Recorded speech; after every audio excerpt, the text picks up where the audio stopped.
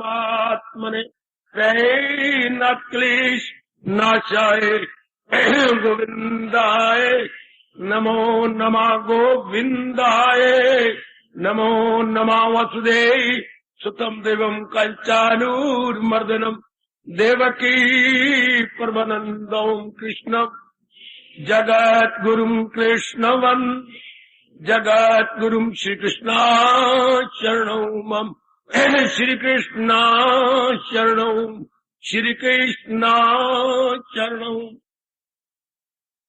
अभाग्यशाली कल्याणकारी मेरे देवियों, बड़भागी गीता के पैरोकार मेरे सज्जनों, धार्मिक भाइयों,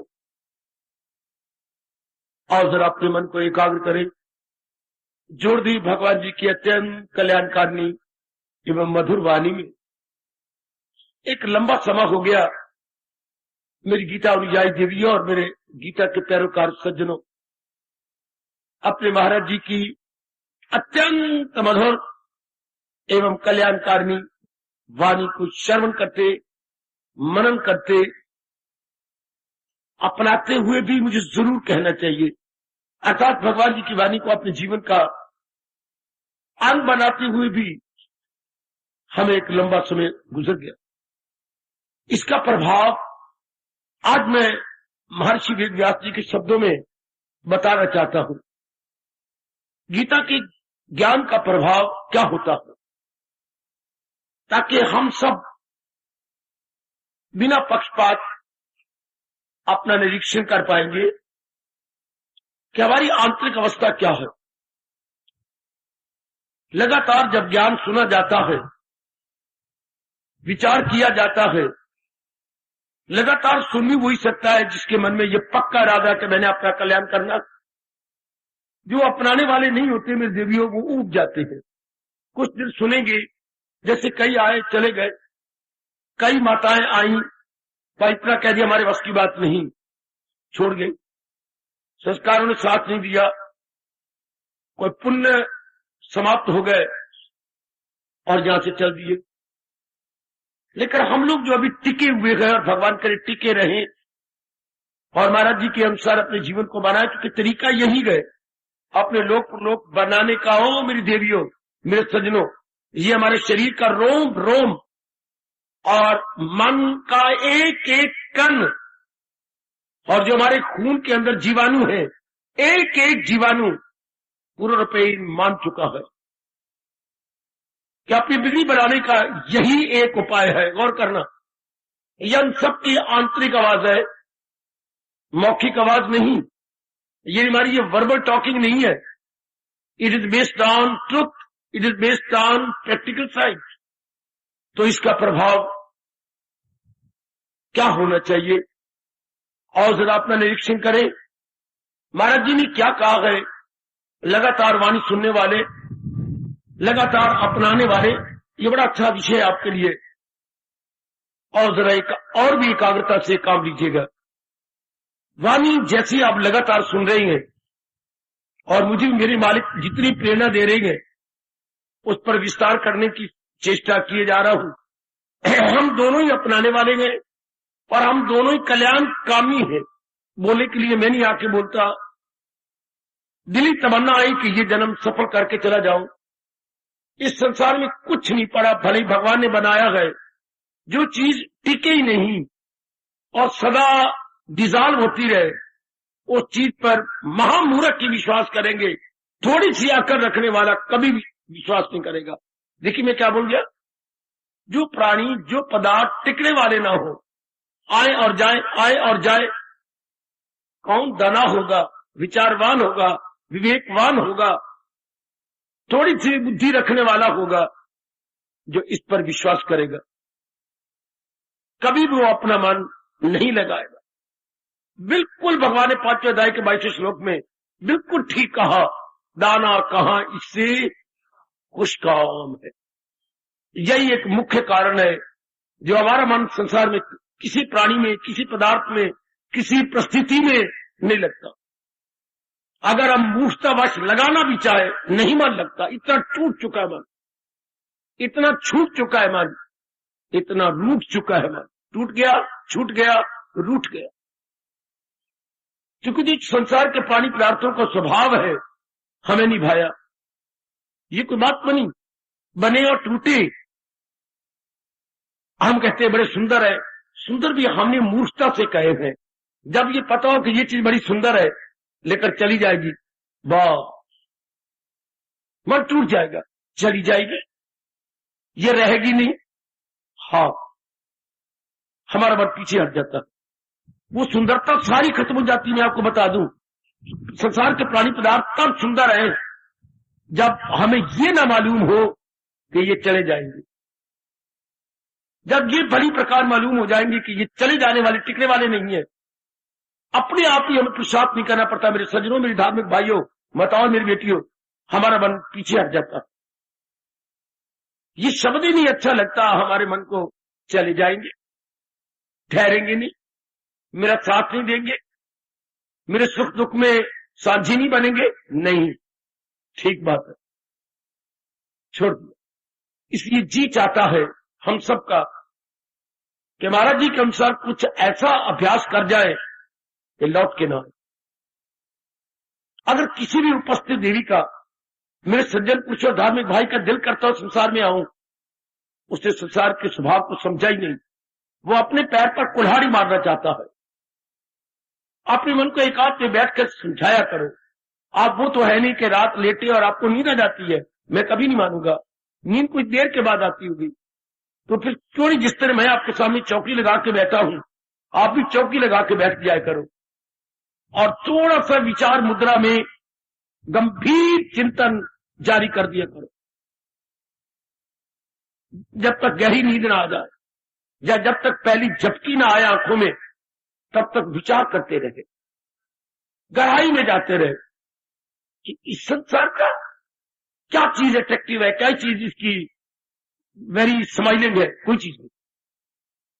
आप कहेंगे कैसी चलायमान है ना, है तो सब चलायमान, तो कोई चीज नहीं लगती। चाहे शिमले की सीनरी हो, चाहे कश्मीर का लैंडस्केप हो, और चाहे किसी बहुत बड़े बागीचा के खिले हुए फूल हो, खिलखिला के हंस रहे फल हो, और चाहे छायादार वृक्ष हो, नहीं अच्छे लगते। जिसके मन में ये स्वभाव है कि ये चलायमान है, ये जाने वाले गए। अगर किसी का कच्चा मन संसार पे लट्टू होता है, तो मैं आपसे बार बार कहूंगा और ये कहता हूं, आगे जा रहा हूं, आप फिर विचार कीजिए, आप फिर गहराई में जाइए कि क्या कारण है आपका मन अभी तक संसार से हटा क्यों नहीं। संसार की कौन सी चीज लुभाने वाली है, अट्रैक्टिव है, कौन सी चीज आकर्षक है। जब सब चीजें चलायमान है, आकर्षण तो खत्म हो जाता है, नो अट्रैक्शन एट ऑल। वो मेरी देवी हो, आपका मन बड़ा कच्चा जे और आप बड़े शौक से आ रही हो, कुछ कुर्बानी करके भी आ रही हो। इस बात को बार बार मन में बिठाना, मनुआ किस चीज पर दिल देना चाहता है। कोई चीज टिकायमान नहीं है, सब चलायमान है। इतना आपका कहना ही मन के लिए बहुत ज्यादा।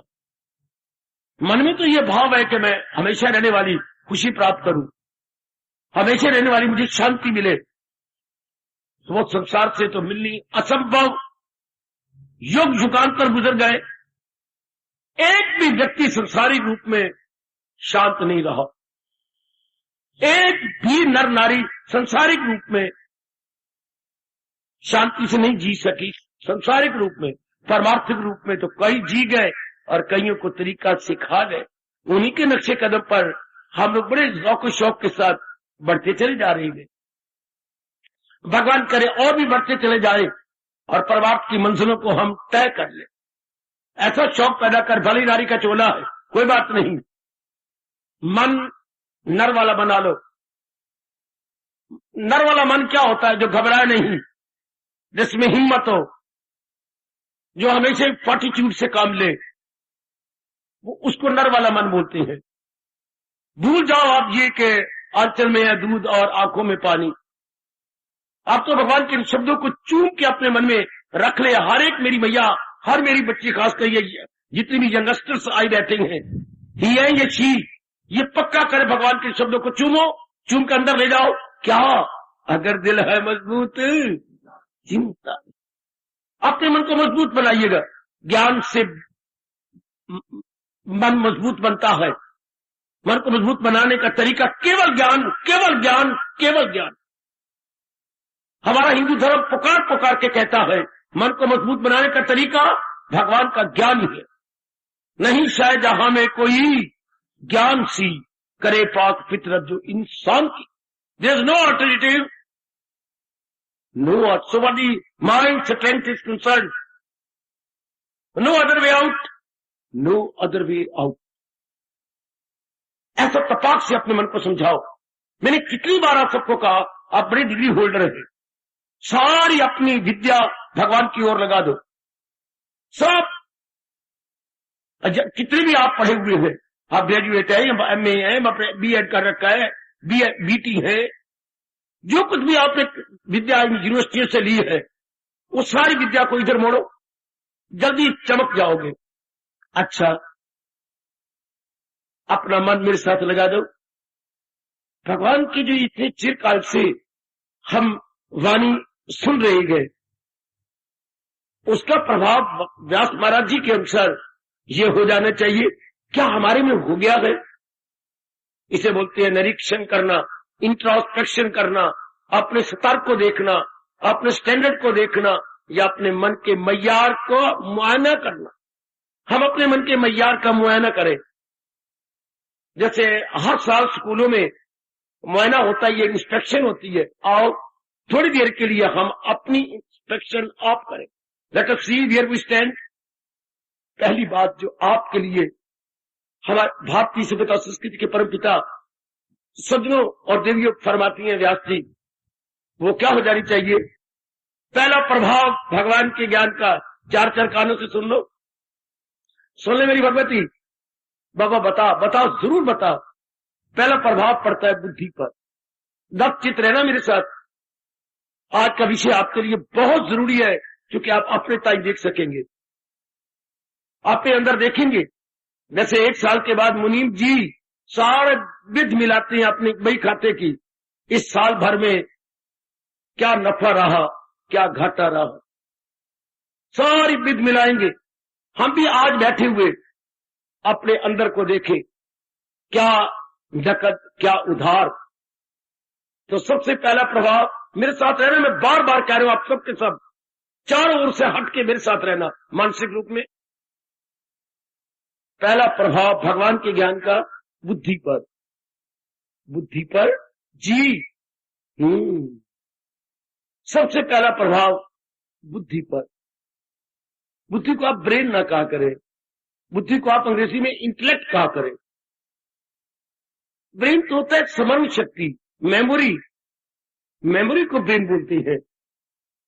हमें बोलना चाहिए अंग्रेजी में जो है इंटेलेक्ट। सबसे बड़ा प्रभाव हमारी इंटेलेक्ट पर, हमारी बुद्धि पे पड़ता है।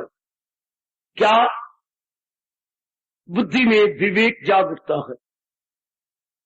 एकाग्र रहना मेरी देवियों मेरे सज्जनों। तो क्या हर एक में विवेक है। मनुष्य रूप में भगवान ने, जब मनुष्य इस रूप में जीव आया, भगवान ने विवेक इसको साथ दिया। और विवेक का काम क्या होता है? ये बताते रहना मन को, ध्यान देना जरा, उचित क्या है, अनुचित क्या है। उर्दू वालों, मुनासिब क्या है, गैर मुनासिब क्या है। ज्यादा अंग्रेजी जानने वाली मेरी देवियों, प्रॉपर क्या है, इम्प्रॉपर क्या। सबसे पहला फंक्शन जो का बेड़ा गर्क हो, जीवों की इस प्रॉपर्टी को लूट लिया। कलयुग ने इसी भौतिक शक्ति को लूट लिया है। तो इंसान किसी काम का नहीं दे, अगर ये नहीं जागी, विवेक की नहीं शक्ति नहीं जागी, तो हम किसी काम के नहीं। विवेक है तो हम लख के, वो विवेक नहीं तो हम कक के। मेरे गुरुदेव महाराज जी फरमाया करते थे, अगर तो इंसान में विवेक परिपक्व है तो वो हीरो है। हीरो, वाह मेरे गुरुदेव वाह। और अगर विवेक परिपक्व नहीं तो आप जानते ही हैं, जीरो। देखिए अपने आप को, वेदर यू आर हीरो और जीरो। पढ़ी लिखी हो बेटी, एक ही अक्षर का, शब्द का नहीं, एक ही अक्षर का, एक ही लेटर का अंतर है। Hero zero, remove the H and add Z. और मीनिंग में आकाश पाताल का अंतर। हीरो कहां और जीरो का, जैसे मैंने कहा लक कहां और कक कहां। हाय, इंसान का अगर परिपक्व है विवेक, वो शंकर है, और विवेक नहीं तो वो कंकर की तरह धक्के खा रहा। शंकर और कंकर है, कितने प्यारे शब्द दो, कितने प्यारे शब्द चूम लेना और अपने मन में रख ले। हम शंकर हैं या कंकर, हम लक के हैं या कक के, हम हीरो गए या जीरो, हम शिव है या शव। विवेक पक्का है तो हम शिव है। अगर इंसान का विवेक खोया गया, कलयुग ने ले लिया, तो हम शव, चलते फिरते मुर्दे। चलते शव ने मुर्दा, चलते फिरते हम मुर्दे हैं। आहा आहा आहा, कितने अच्छे ढंग से हमारे महापुरुष हमें ज्ञान की चोटी मार गए हैं। चोटें भी कई प्रकार की होती हैं, इसे बोलती है ज्ञान की चोट। जैसे हम कहते हैं बात की बात और लात की लात। ये नहीं कि अपने पैर की लत मारी किसी ने हमारी सिर मार। जब विचार ही कोई ऐसा दिया जाता है तो लात का काम कर जाता। जैसे मैंने आपसे ये कहा, निरीक्षण कीजिए, क्योंकि हम सब कल्याणकामी हैं। सब मेरी उपस्थित माताएं, मेरी अच्छी बेटियां कल्याण करके रहना चाहती हैं, और कल्याण करके हम इस जहां फानी से कूच करना चाहते हैं, और ऐसा कूच कि फिर लौट के नहीं आना चाहते। Gone and gone for ever. गश्ती, और गश्ती किसके लिए? सदैव गच्छति, सथाई गच्छति, सथाई गच्छति। फिर हमारा आगमन न हो। हम इस संसार में लौट के नहीं आना चाहते। ये संसार भगवान को ही मुबारक हो, उन्हें ही अच्छा लगता रहे। हम जीवों को ये संसार अच्छा नहीं लगा। इसमें एक ही बड़ा अवगुण है, यहाँ की कोई चीज, यहाँ का कोई रूप, कोई पदार्थ, कोई परिस्थिति है, कोई ऋतु, कोई देवी देवता स्थिर नहीं रहता। और भगवान ने जोरदार शब्दों में अपने प्राणियों को चेतावनी दी है, किसी की न कुछ बात बाकी रहे, फकत एक वही जात। न सुनी अनसुनी करना मेरे देवियों, कदर करना भगवान के इस गर्वा गर्म चेतावनी की। ये भगवान की गर्वा गर्म चेतावनी है, गर्वा गर्म घोषणा है, गर्वा गर्म ऐलान है। किसी की न कुछ बात बाकी रही, फकत एक वही जात बाकी रहे। और भी गहरा ले चलो इसको। तो इसके बाद विवेक परिपक्व हो जाना चाहिए। महाराज जी की वाणी सुनते सुनते और पक्का कर लो इस बात को। विवेक आपका जाग गया, आपकी बुद्धि को पता लग गया कि सत्य क्या है, केवल भगवान जी, और असत्य क्या है जो उन्होंने अपने में से प्रकट किया है, जहान। ये बात गहरी उतर गई मेरे देवियों। हर एक का अपना अपना विषय है, अपना अपना सवाल और अपना आप ही जवाब है।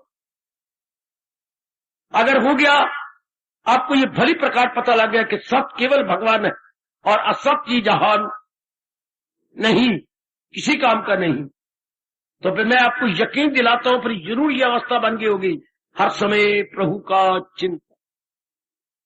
फिर ये मेरे और आप पे लागू हो जाएगा। क्या मुझे दिल से अर्जुन भुलाता नहीं, आए किसी गैर से दिल लगाता। फिर आप मेरी वाणी पर विश्वास करना, थोड़ा ही समय रह गया भगवान की जात में तलीन होने का। यह व्यास गद्दी है, एक एक शब्द में धर्म कंडे पे तोल के बोल रहा हूं। थोड़ा ही समय बाकी। अगर हर समय भगवान का चिंतन है तो, और हर समय किसका चिंतन होगा? जिसके मन में बैठ गया है केवल इस विचित्र एवं विलक्षण संसार में एक मेरे इष्ट देव की जात ही सत्य है, बाकी सब चीजें असत्य है। These are all non truth, not dependable, not reliable, because non truth, because these are all momentary, temporary. Oh, अब फिर मैं आपसे कहूंगा, अगर देखिए हर रोज ज्ञान सुनने का ये प्रभाव पड़ गया, हर समय प्रभु का चिंतन जारी हो गया, हर समय जैसे मेरे मालिक ने, मेरे प्रभु ने, मेरे गुरुदेव ने मेरा जारी कर दिया है, मेरा प्रभाव जरूर आप पे पड़ रहा होगा। बोलने वाले का प्रभाव इसलिए नहीं पड़ता वक्ता का कि खुद अपनाने वाला नहीं होता, खुद वो अपनी आंतरिक अवस्था नहीं बनाता, इसी दूसरों पर प्रभाव बहुत कम पड़ेगा या नहीं पड़ेगा। पर मेरी भगवान जानती है मैं इससे ज्यादा क्या कहूं, अंतर वाला जानता कि जब मेरा चिंतन जारी है, श्रवण करने वालों पर भी ये गहरा प्रभाव पड़ना चाहिए। जो जैसी संगत वैसी रंगत, ये रंग आप पे जरूर चढ़ जाना चाहिए। ये रंग उम्र उम्मीद से चढ़ता जा रहा होगा, नहीं चढ़ा या मैं कसूरवार हूं या आप कसूरवार है, हम दोनों में एक। गीता को नहीं कसूरवार कह सकते, गीता तो एक चमकता चांद है, सूरज है ज्ञान का। हमारी आंखों का दोष है क्या, जो सूर्य को नहीं देखती वो उल्लू होती है। उल्लू की आंखों का दोष है जो सूर्य के साथ आंखें चार नहीं करते। भगवान का ज्ञान तो सूर्य की तरह जगमगा रहा है। अगर हमारे मन में नहीं बैठा तो we are all to be blamed. मैं शब्द लगा रहा हूं, we are all to be blamed. कसूरवार हम रहेंगे, महाराज जी कसूरवार नहीं है, ना उनका ज्ञान। तो टटोलो आप अपने आप को। मैं टटोलूं तो मेरी आवाज आती है मेरे अंदर से, जितनी यथामति यथाशक्ति मैं पुरुषार्थ कर रहा हूं आपको समझाने की, बताने की, प्रेरणा देने की, सारे साधन बताने की। जो साधन मेरे गुरुदेव ने मेरे से लगवाए हैं और मुझे परमार्थ की मंजिलें आगे बढ़वाई है, वही तरीके मैं आपको बताई जा रहा हूं। तो आपकी अवस्था ये जरूर बन जानी चाहिए। बाबा क्या रोज सुन रहे हो, क्या सदा मेरा पैगाम, हर वक्त चिंतन भगवान का। टटोलिए इस सच्चाई के साथ, टटोले मेरी मैया ओ मेरी बेटी। हर समय चलते फिरते, उठते बैठते, खाते पीते, लेते देते, आते जाते, प्रत्येक प्रकार के छोटे बड़े कार्य करते हुए, whether we are in or out, अपने परिवार में है या कहीं काम करने के लिए बाहर जाते हैं, वेयर योर माइंड इज। हमने बार बार देखना है कि मेरे मन कहां है, मालिक के साथ। आहा, यही आपका जवाब होना चाहिए। अचानक अपना निरीक्षण किया करें, मेरे मन कहां है, भगवान जी के संग लगा हुआ। तो फिर मैं आपको पुरजोर शब्दों में कह रहा हूं, थोड़े दिनों की बात है, आप भगवान के लिए में तलीन हुआ चाहते। ज्ञान का पहला प्रभाव बुद्धि विवेक में परिपक्व हो जाती है। भगवान ने गीता में इसलिए दूसरे अध्याय में हमें ये कहा है, जो अकले इरादी रहे मुस्तकिल तो यक्षु और पुख्ता। वाह वाह, इस देव आपका बहुत बड़ा उपकार, बड़ा भारी उपकार मेरी माताओं, मेरी लाडली बेटियों, बड़ा भारी उपकार जो मालिक ने पहले ही दूसरे अध्याय के आखिर में बता दिया। जिसका इरादा पक्का रहेगा उसका मन भी सीमेंटेड आहा हो जाएगा, उसका मन भी डावाडोल नहीं हो सकता। क्यों? मन पूर्ण रूपेण बुद्धि के इरादे के अधीन है। इसलिए भगवान ने अगले आधे श्लोक में, उत्तरार्ध में, श्लोक में दो ही पंक्तियां होती है ना, हाँ, पहली पंक्ति को बोलते हैं पूर्वार्ध और जो नीचे वाली पंक्ति होती है उसे बोलती है उत्तरार्ध। नीचे वाली आधी, नीचे वाली आधी में इसलिए स्पष्ट कह दिया, इरादा न हो जिसका सुलझा हुआ रहेगा ख्यालों में उलझा। बिल्कुल क्लियर कर दिया ताकि कोई बदगोई करने वाला, बदगोई कुतुरक करने वाला आपको बहका न ले, कोई भी तर्क वितर्क न करे, जरा भी आपको बहकाए नहीं कुतर्की। उर्दू बोलते बदगोई। आप अपने आप को जान लें कि आपका विवेक परिपक्व है और आप कहें सचमुच परिपक्व है तो मन हमेशा भगवान में लग जाएगा। मन में और चिंतन हो ही नहीं सकता, क्योंकि विवेक को क्या बोलते हैं, गुरुओं का महागुरु। विवेक गुरुओं का गुरु है। हाय, विवेक क्या है? Kings of king. क्या है? बादशाहों का सम्राट। जो बादशाहों से बड़ा उसे अपनी भाषा बोलते हैं सम्राट। किंग में से बड़ा हो, किंग से कई किंग जिसके अंडर हो, उसे अंग्रेजी बोलेंगे एम्परर। हाय, एम्परर है। हाँ, आए आहा, शाबाश शाबाश शाबाश। तो क्या ऐसे विवेक के बढ़ावा दिया गया? इसी कारण से ही सब कुछ पता लगता है।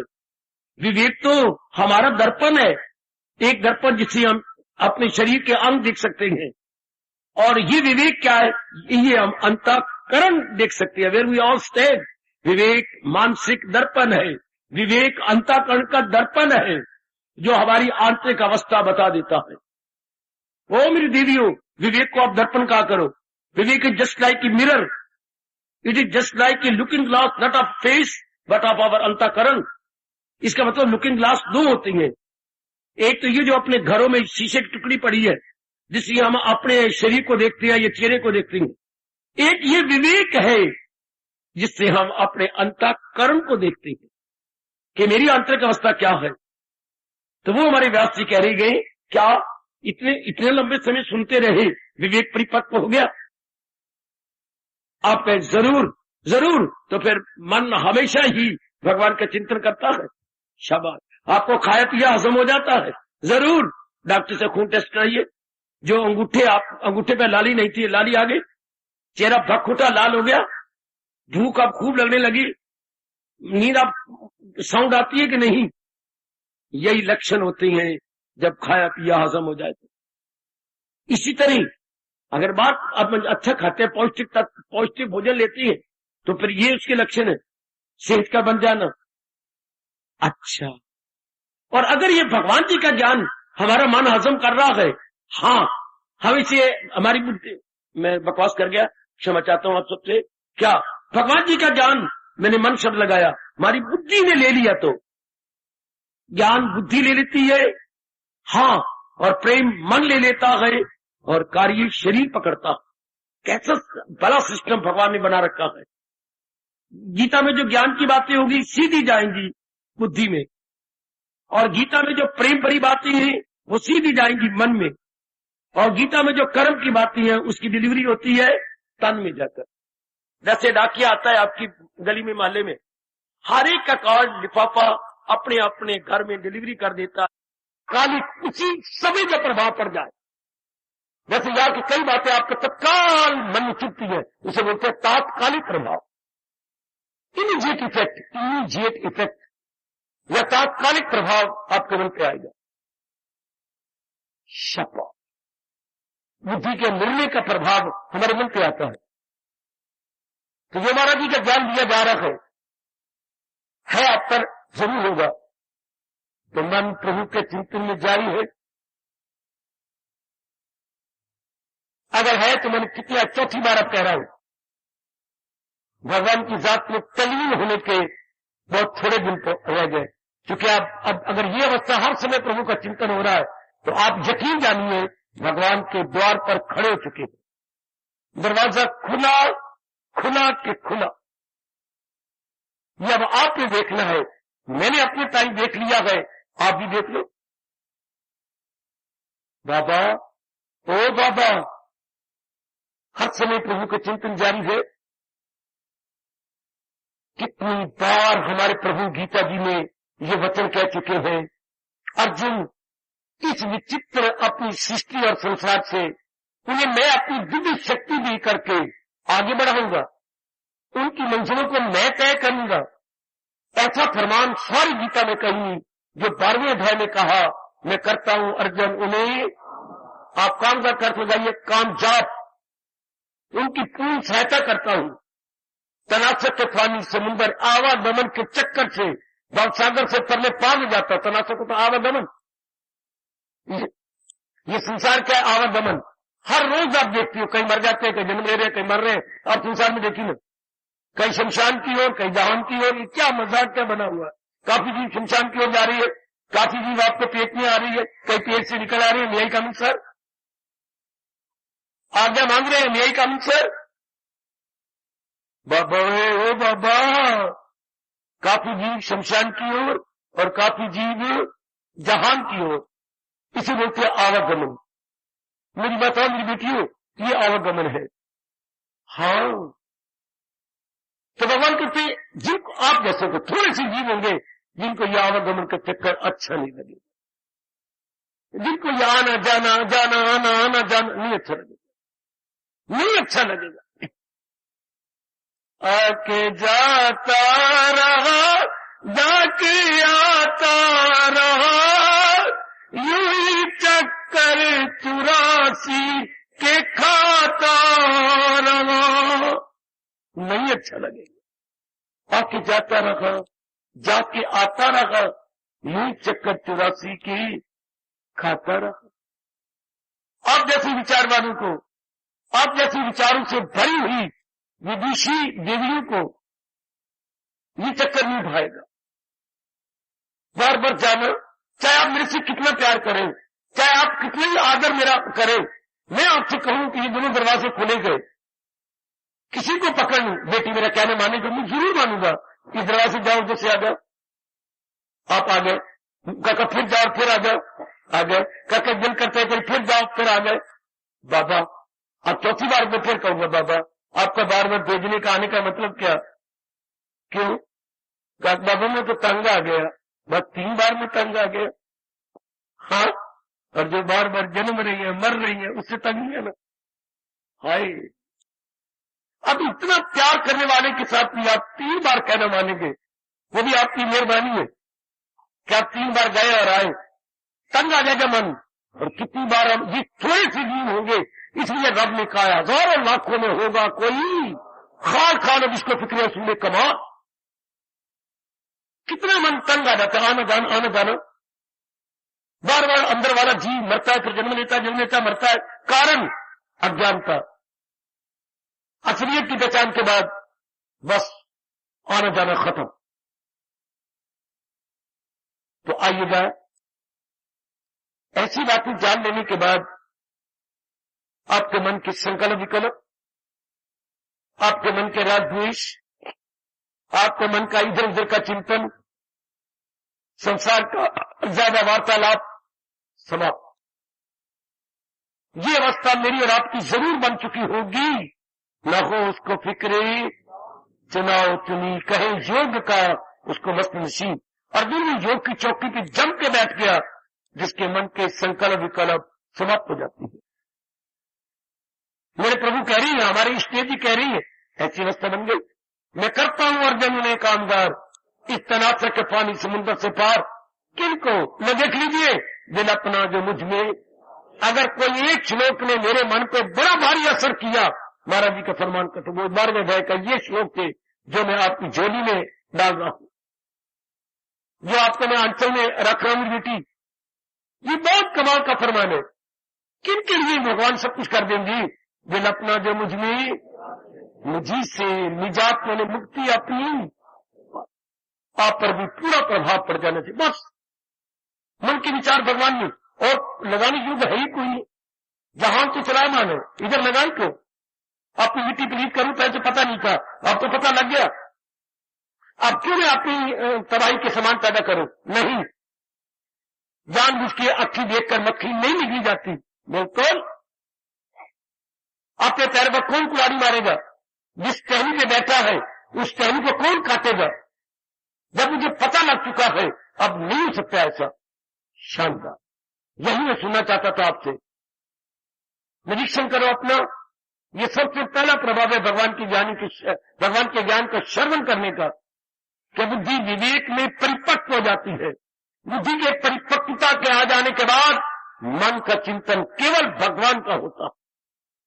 क्या मेरे और आप पे लागू हो गया? गीता को छाती में रख के कह सकते गए, क्या मुझे दिल से अर्जुन भुलाता नहीं, क्यों किसी गैर से दिल लगाता नहीं? ऐसे तपाक से अपने आप को, ये श्लोक मेरे पे लागू होता है कि नहीं? ये श्लोक मेरे पे लागू हो रहा है कि ऐसे तपाक से कहा करो, ऐसे शानदार कहा करो। जैसे कभी कभी आप लड़ पड़ती हो अपने घर वाले के साथ, क्या आपकी शादी मेरे साथ नहीं हुई? क्यों नहीं हुई? कौन कहता है? मैं कहती हूं। अब रात को 10-10 बजे आती है, 9 बजे आती है, कभी 11 बजे। क्या बात है? क्लब में बैठी रहती है। हाँ, क्लब में शी भी होती है, शी भी होती है, ही भी होती है। तो फिर वहां जरूर आपका मन भटकता होगा। भटकता तो है, बेपटे मुंह मेरे मुंह पर कह रही हो, तो क्या मेरी साथ शादी नहीं हुई? क्यों नहीं? फिर मेरी कदर करो ना। आप लोग शाम को घर आ जाओ। ये भी क्लब क्या, ये 11 बजे तक घर नहीं आना। कितना जोरदार शब्दों में रो के कहती। तो क्या मैं आपको बताने वाला नहीं? क्या मैंने आप क्लियर नहीं किया? क्या मैंने आपको समझाया नहीं? क्या आपको शब्दों का समाधान नहीं किया? अगर घरवाली आपके साथ लड़ सकती है तो मुझे तो लड़ना आता नहीं। ये बनावटी जोश दिखा रहा हूं। तो क्या आप अपने मन को अंदर गहरा नहीं जा सकते कि इतना समझाया जा रहा है, बताया जा रहा है तो फिर क्या मेरे पर ये पूरी लागू होता भगवान का फरमान? कौन सा?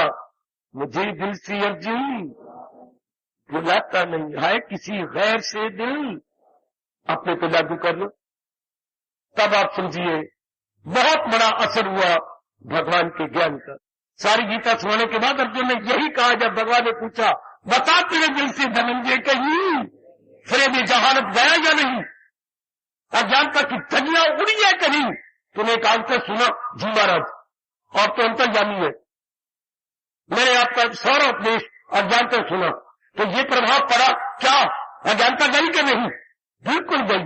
पता चल गया क्या मेरा रात का रोम रोम कह रहा है ओ शर्मा, ओ वर्मा, ओ वर्मा, ओ शर्मा? क्या मेरा और आपका मन कह रहा है? पता चल गया, दिल है मजबूत, बजा लाऊंगा आपके हुक्म सब। ऐसे जीव बड़ी जल्दी मालिक की जात में सुना गया। ऐसे जीव बड़ी जल्दी जीव शरीर से हम नर नारी है, शरीर से हम रस्सी व्यक्ति है, अंदर से तो हम नर नारी नहीं। सूक्ष्म शरीर का सेक्स नहीं होता, सूक्ष्म शरीर का कोई लिंग नहीं होता। ये स्थूल शरीर का स्त्री लिंग पुलिंग होता।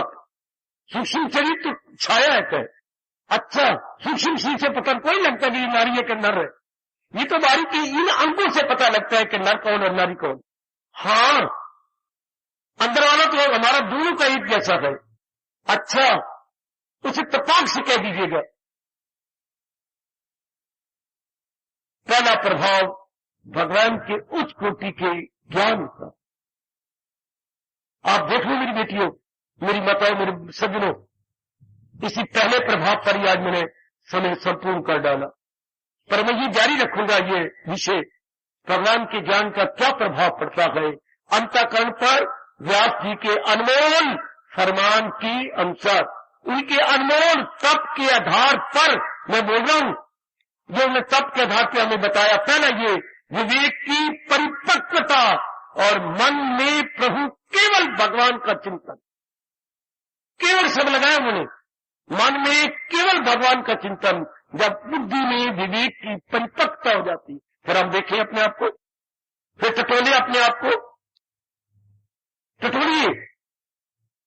आहा, कभी कभी मैंने घर की कोई बात नहीं छोड़ी आपको बताने, सारी प्रसंग अनुसार बता देता हूं। कभी कभी माँ हलवा बनाती थी, हाँ, पता नहीं मुझे क्यों बिठा देती थी, काका जरा आना चौके में। हाँ माँ, ये चाशनी बन रही है, मैं जरा बात सुन जाना है, मैं बड़ी मजबूर हो गया। माँ तू जा, तो पुत्र ऐसा करना, हाथ यूं लगा सड़ जाएगा। अच्छी चीज ये चाशनी पकड़ी वाली है, माँ मुझे कैसे पता लगेगा? ऐसा करना, ये अब तक याद है ये चीज, ये बात शायद मैं 1938 की बता रहा हूँ, तो आज 95 हो गया। तो माँ ने मुझे बताया कि ये पुरानी कच्ची, ये इसमें डाल के इस पतीली के ऊपर लगा देना, फिर उसकी अपनी उंगली से यूं देखना, ये चाशनी की ये एक ड्रॉप ले लेगा और उसको ये दूसरी उंगली लगा के ये देखना, अगर बीच में ये टूट जाए लड़ी तो चाशनी कच्ची, और अगर ये लड़ी सीधी आ रही है तो फौरन उतार के नीचे रख देगा। है कितना बढ़िया तरीका, चाशनी कच्ची की पक्की, ये न टूटे। अगर ये तार, इसे तार कहेंगे, अगर ये तार सीधी आ रही है यहां तक, हम मां यहां तक, हम बस यहां तक, तो समझो चाशनी पक्की में नीचे उतार दो, नहीं तो मैं तो आ ही रही हूं। अच्छा मां, मैं देख लूंगा कि निश्चिंता पूर्वक जा। इसी तरह क्या हमारे मन की तार कच्ची की पक्की?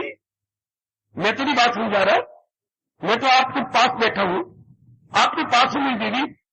हमारे मन की चाशनी कच्ची की पक्की, अब भी कभी कभी कह करके माँ के शब्द याद आते हैं, और माँ को क्या करूं, आशीर्वाद कहूं, शुभभावना दे देता हूं कि ओ माँ, तूने ये बड़ी बात बतलाई, चाशनी कच्ची की पक्की, तेरा पुत्र भी यही देख रहा है अपने मन को, मेरा मन की चाशनी कच्ची की। इतना कह के मैं खामोशी ले रहा हूं।